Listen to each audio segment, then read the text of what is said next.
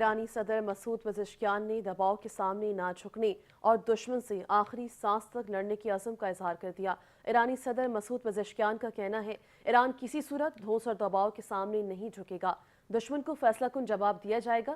جنگ کسی نہ کسی مرحلے پر ختم ہونی ہے۔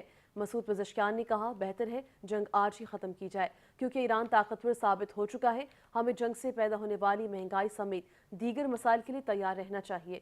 انہوں نے کہا کہ ہم مضبوط پوزیشن میں ہیں، اس لیے جنگ ختم کرنے کا وقت آ چکا ہے۔ اسپیکر ایرانی پارلیمنٹ باقر کالیباف کا بھی کہنا تھا کہ تہران کو امریکہ کی ظالمانہ پابندیوں سے نمٹنے کے لیے منصوبہ بندی کرنی ہوگی۔ ہمارے دشمن مسلم ممالک کے وسائل اور خام مال کو لوٹنے کے لیے آ رہے ہیں۔ ایران اور عراق کسی کو اپنی تقدیر کا فیصلہ نہیں کرنے دیں گے۔